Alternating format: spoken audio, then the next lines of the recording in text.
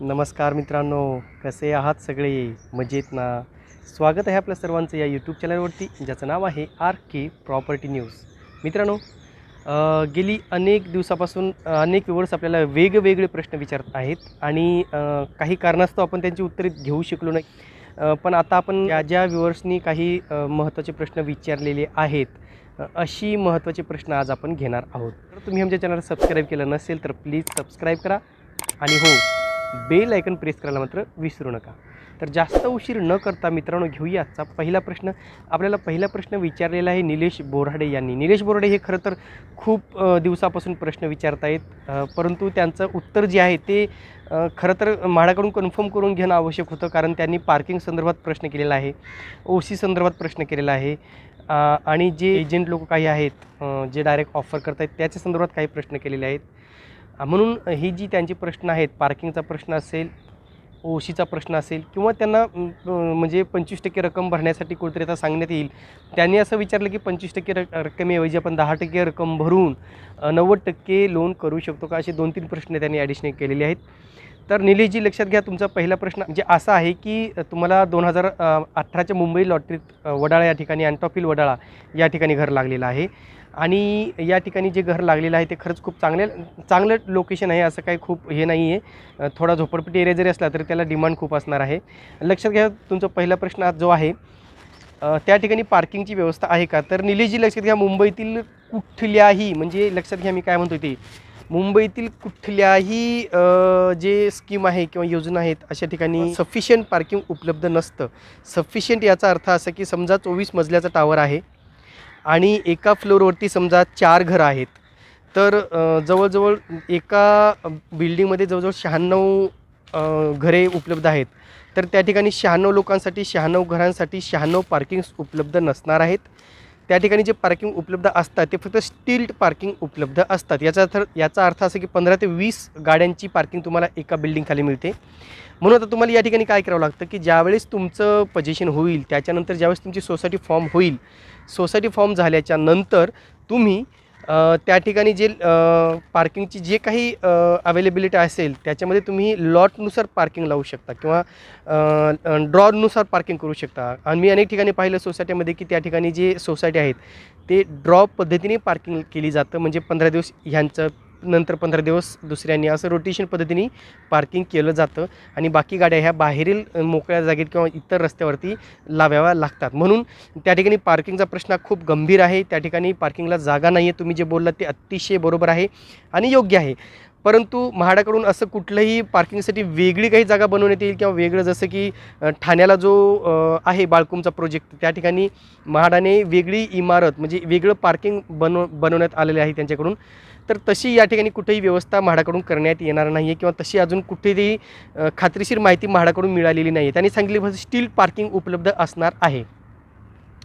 दुसरा प्रश्न तुमचा असा होता की तुम्हाला जर समजा 25% ऐवजी 10% रक्कम भरून जर 90% लोन करता आलं तर असं तरी म्हाडाकडून कुठलीही सध्या सुविधा देण्यात आलेली नाही आहे. निलेशजी, लक्षात घ्या, तुम्हाला जर लोन करायचं असेल तर तुम्हाला 25% अमाऊंट भरून 75% अमाऊंटसाठी, म्हणजे 75% लोनसाठी तुम्हाला म्हाडाकडून NOC मिळेल आणि त्याच्यानुसार तुम्हाला लोन करावं लागेल. हे सध्या स्थितीत अशी म्हाडाची कंडिशन आहे. म्हणून तुम्ही तसं रिक्वेस्ट करून बघा, जर म्हाडाने ऐकलं तर ठीक आहे, म्हणजे तसं लेटर द्या तुम्ही त्यांना की माझी तेवढी ऐपत नाही आहे, मी 25% रक्कम भरू शकत नाही आहे, 10% रक्कम भरू शकेन. तर तसं मग म्हाडाकडे तुम्ही लेटर देऊन बघा काय म्हणतात, त्यांचा रिस्पॉन्स काय येतो त्याच्यावरती डिपेंड असणार आहे. नंतरचं तुमचं तिसरा प्रश्न होता OC संदर्भात. ही सदर इमारत जी आहे ती पूर्णपणे विलगीकरण कक्षासाठी दिलेली होती. आता कुठेतरी ते BMCने म्हाडाकडे हँडओव्हर केलेलं आहे. आता त्याचं सॅनिटायझिंग करून, त्याचं पेंटिंग्स करून, जशाला तशी ती घरे पूर्ववत करून ती घरे हँडओव्हर केली जाणार आहेत म्हाडाकडे आणि त्यानंतर त्याची OC तर ऑलरेडी असणारच आहे. OC येईल असं मला कुठंतरी सांगण्यात आलेलं आहे की OC येणार आहे.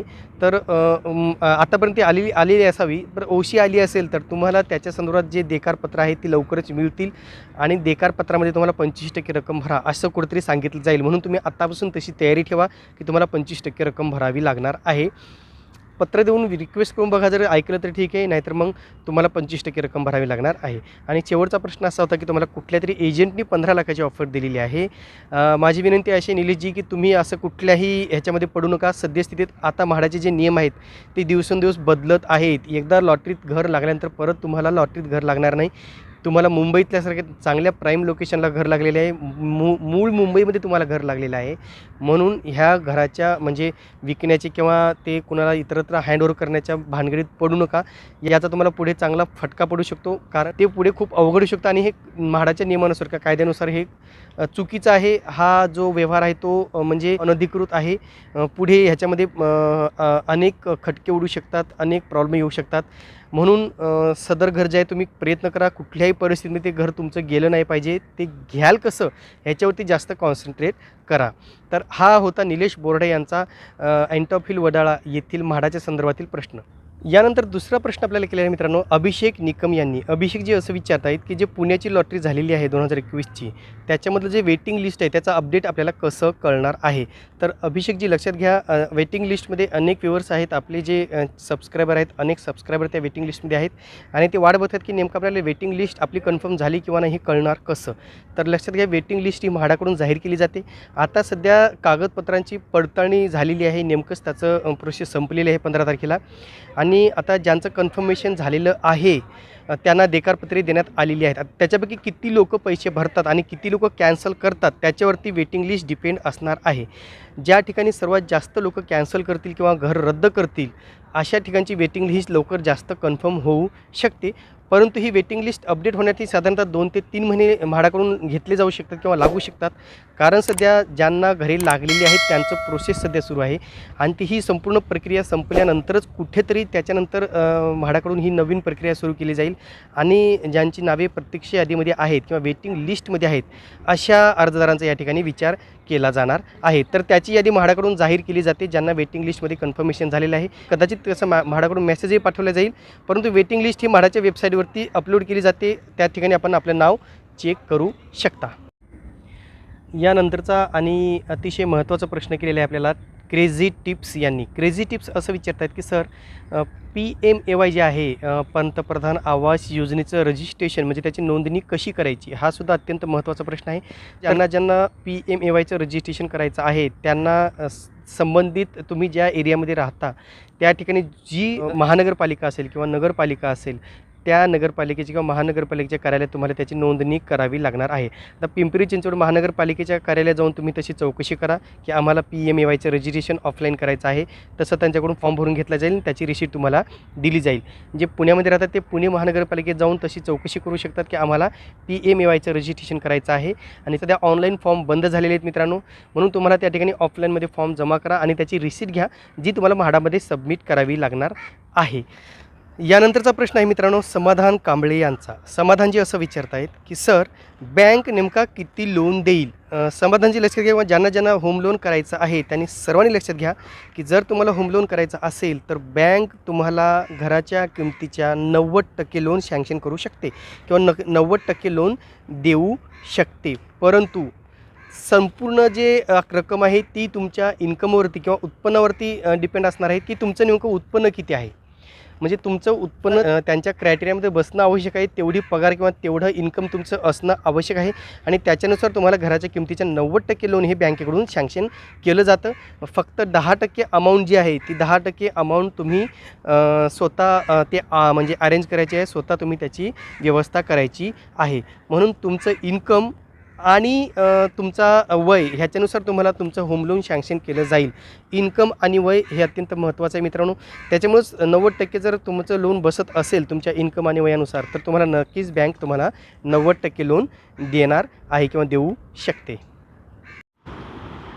यानंतरचा प्रश्न केलेला आहे मित्रांनो प्रवीण घाडी यांनी. प्रवीण घाडी असं विचारत आहेत की सर, सिडकोची जी फर्स्ट कम फर्स्ट सर्व जी योजना येणार आहे, प्रथम येणाऱ्यास प्रथम प्राधान्य, ती सुरू झाली आहे का किंवा ती कधी लागू केली जाणार आहे किंवा कधी ती योजना सुरू होईल किंवा ती लॉटरी कधी येईल, त्याची अनाऊन्समेंट कधी होऊ शकते असा प्रश्न विचारलेला आहे. आणि याशिवाय त्यांनी असं विचारलेलं आहे की ही घरे कुठे कुठे उपलब्ध आहेत.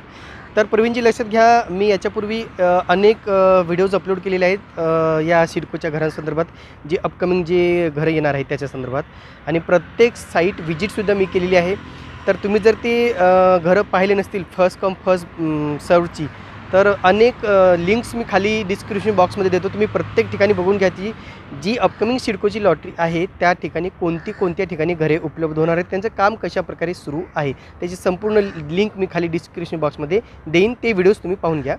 आता प्रश्न असा आहे की ती योजना कधी जाहीर केली जाऊ शकते. तर लक्षात घ्या, ती योजना जाहीर करण्याचे प्रयत्न सध्या तरी सिडकोकडून सुरू आहेत, परंतु आता त्याला मार्च एप्रिलमध्ये कदाचित त्याची अनाऊन्समेंट होऊ शकते असं कुठेतरी दिसून येते. सिडकोचा अंदाज आहे की मार्च किंवा एप्रिलमध्ये याची जाहिरात काढायची तयारी कुठेतरी सिडकोकडून सुरू आहे आणि घरांचं कामही सध्या सुरू आहे.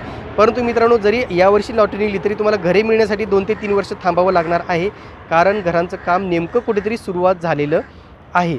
आणि जी प्रथम येणाऱ्यास प्रथम प्राधान्य ही योजना आहे ती राबवली जाईलच किंवा नाही, अजूनही याच्या संदर्भात सिडकोमध्येच 2 मतभेद आहेत, 2 अधिकाऱ्यांचे मतभेद आहेत, 2 गट निर्माण झालेले आहेत. त्याच्यामुळं अजून याच्यावरती शिक्कामोर्तब झालेलं नाही आहे. फक्त सिडकोनी सांगितलेलं आहे की आम्ही प्रथम येणाऱ्यास प्रथम प्राधान्य या तत्वावरती घरे देणार आहोत. आता या ठिकाणी असा प्रश्न आहे की जी शिल्लक 6000 घरे आहेत ते मात्र नक्कीच प्रथम येणाऱ्यास प्रथम प्राधान्य या तत्वावरती दिली जाणार आहेत. परंतु जी नवीन घरे जी आहेत, ज्यांचं बांधकाम सध्या सुरू आहे, त्यांच्या संदर्भात अजूनही ठोस निर्णय असा झालेला नाही आहे. फक्त अंदाज एक आहे की प्रथम येणाऱ्यास प्रथम प्राधान्य या तत्वावरती ते नवीन घरेसुद्धा काढली जाऊ शकतात. परंतु शिल्लक 6000 घरांची सोडत मात्र ती घरे प्रथम येणाऱ्यास प्रथम प्राधान्य या तत्वावरती विकली जाणार आहेत. तर हे होते मित्रांनो काही महत्त्वाचे प्रश्न जे आपल्या व्ह्यूअर्सनी विचारले होते. अजूनही अनेक प्रश्न आहेत, त्या प्रश्नांना घेऊन आपण लवकरच भेटणार आहोत. तुर्तास मित्रांनो इथेच थांबतो. पुन्हा भेटूया एका नवीन व्हिडिओसह. तोपर्यंत आपली रजा घेतो. धन्यवाद.